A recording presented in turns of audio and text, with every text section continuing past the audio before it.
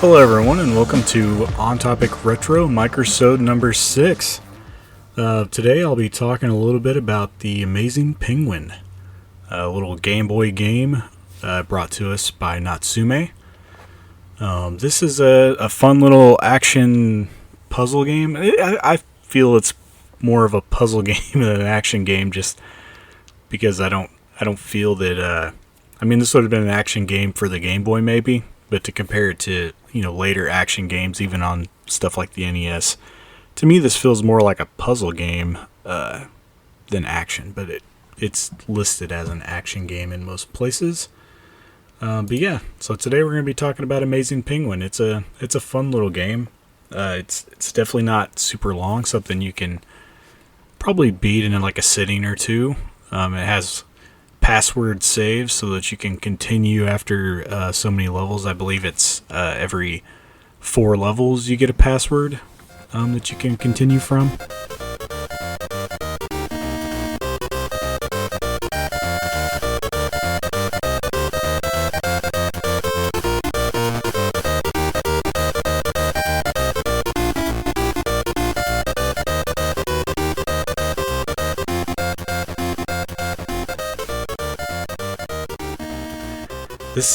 This game came out in Japan on August 8th of 1990. Came to North America in December of 1990, and Europe would have to wait until 1991 to get this puzzle gem. I believe it goes. I think it's called Penguin Boy in Japan. Actually, it's not the Amazing Penguin, but I won't even. What is it? Asawagase? Maybe. I'm horrible with pronouncing these things, but it does have a different name there. I think that's about it for the intro here. I guess we'll go ahead and move on and talk a little bit about the development and gameplay.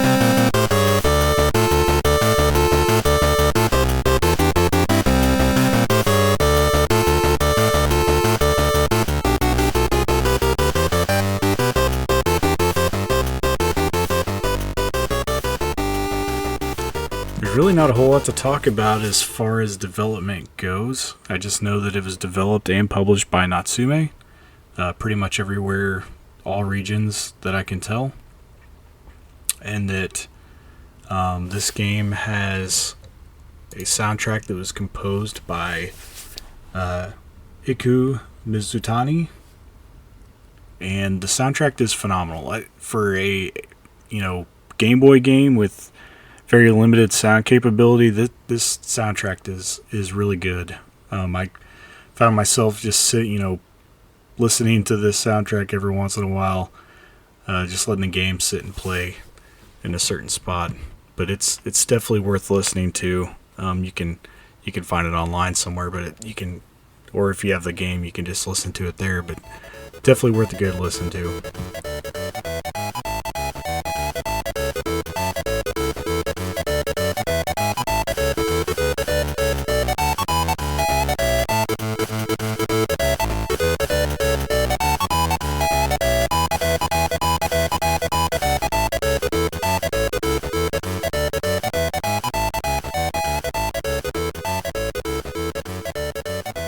As far as the story goes on this one, I had to reach out and find the manual because there really isn't a whole lot about the story on the internet.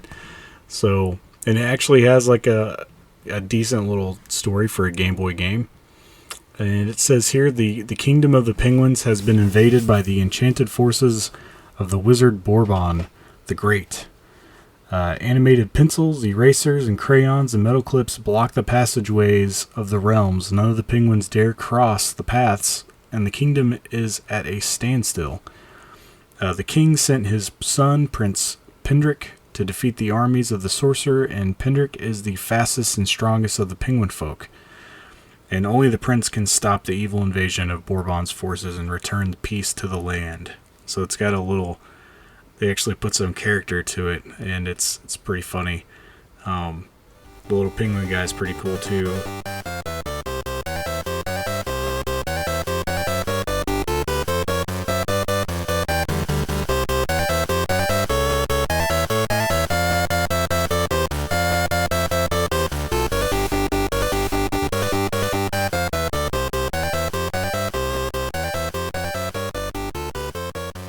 far as gameplay goes, it's fairly simple as a puzzle game goes. You basically just have directional movement, up, down, left, right, and it's kind of set up in panels. There's panels across the screen. You can't see all of them on one screen of the Game Boy, so it'll pan, and it pans pretty smoothly actually.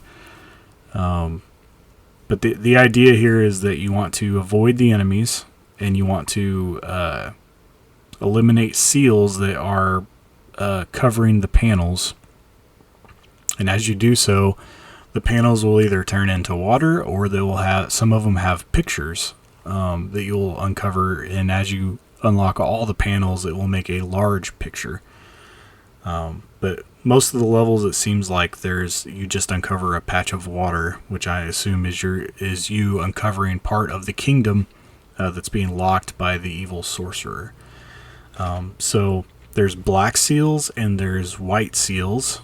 They're just little round dots on the panels. You can move around the panels on these lines, and so the black seals you can destroy either by pressing the B button, or you can press the A button in front of the panel, or in front of the seal, and you'll actually kick the seal across the line that it sits on, which will in turn destroy an enemy that's in front of it. So if you time it just right, and you can eliminate some of the enemies on the map by pushing the seal into them or kicking the seal into them, and it will push them off the map.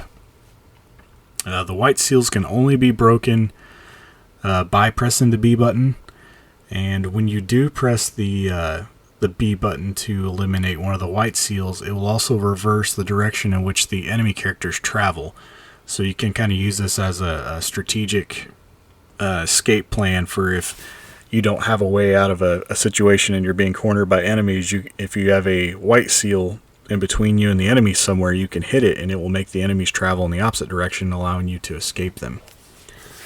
So, and that's kind of why I look at this as more of a puzzle game, because you have kind of some strategic options here, and you are eliminating panels, are opening up panels by eliminating the seals.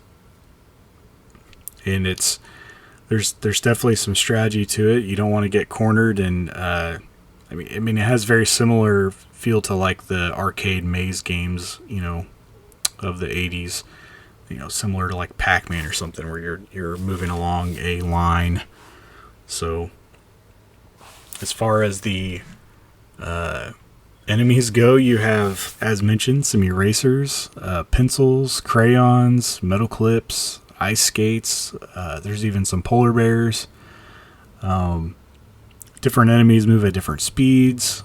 It's kind of hard looking at it on Game Boy screen to tell which ones are which sometimes, but the pencils and the erasers move kind of slowly. The crayons move kind of quickly in like burst movements across panels, so they can catch it a little bit easier. In some instances, they might move faster than the penguin.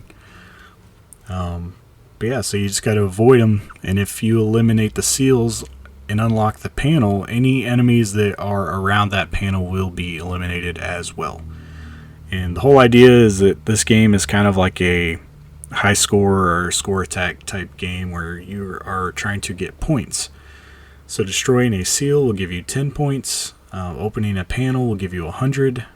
If you can open 2 panels at once, you get 200 points, which would be the same as if you opened them individually, so it's kind of weird, but not really a multiplier there. If you attack one enemy, you get 100 points. 2 is 200, 3 is 400, and 4, 800, and 5 is 1,000 if you can do it at once. So if you can gather that many enemies around one panel when you eliminate it, or eliminate a large group of panels at once that enemies are surrounding, you can get multipliers for doing so. For every 10 you get 10 points for every 3 seconds remaining on the clock. This is a timed, each level is timed. I don't see an issue where you would run out of time. It moves pretty slowly. You have plenty of time to complete these levels. But you do get points for doing so quickly, and for all the time that you have left over, you do get points. You receive a 1-up for every time your score is increased by 10,000 points, which honestly can take a little while unless you're just eliminating large groups of enemies at a time and stacking up those multipliers. It seems like I was getting a 1-up of like every 3 levels or 4 levels, it seems like. But yeah, there's also some bonus panels that have hearts in between them, and they'll be side by side, and you have to unlock both panels at the same time in order to get the bonus. And the bonus will either be 1,000 points or a 1-up. So that's another way to get a 1-up in this game, which you will probably need in between password saves, because it does get a little hairy, and they increase the amount of enemies, and the enemy movements become faster and more erratic as you're going through the levels. There are also some hidden passage type panel areas that only you can go to and the enemies cannot. So they're used to help you defeat enemies or avoid enemies that you can't defeat, obstacles that are in your way that you can't get around. There's not very many, but every once in a while you'll find some. But yeah, so I believe there's 40 levels in the game, and the last level is like a kind of like a castle type level to finish it off. So it's not a very long game, but it's definitely fun. It's one that I've enjoyed for a long time, and the physical copy of this game is not super outrageous. Like, you can get it, it's not, maybe like $30. I haven't looked in a while, but and then it was also re-released by Limited Run not too long ago, maybe within the last year or two. So there's also that way to get a hold of it today if you can't find an original copy. But it's definitely worth taking a look at if you're like puzzle games or simple action games. It can be very very fun and addicting to get through all the little puzzles, and there's just something about being able to knock the little seals, the black seals, into the enemies and push them off. I like trying to line up like 2 or 3 of them and eliminate them at once to get those multipliers and see what your high score is at the end. And also the Pendrich, the penguin, he's a pretty cool character. It'd be kind of cool to see him come back in some form or fashion in some of Natsume's more modern releases. It feels like they've kind of forgotten about him over time. But yeah, that's basically Amazing Penguin. I definitely think it's worth taking a look at if you haven't, and definitely listen to that soundtrack. It's got some pretty good music on it. As you're playing the game, you'll notice like the soundtracks are split up between stages. Certain stages in the groups of 4 will have certain soundtracks, and then they continue on through the game until you end it. But definitely, yeah, go take a look at it.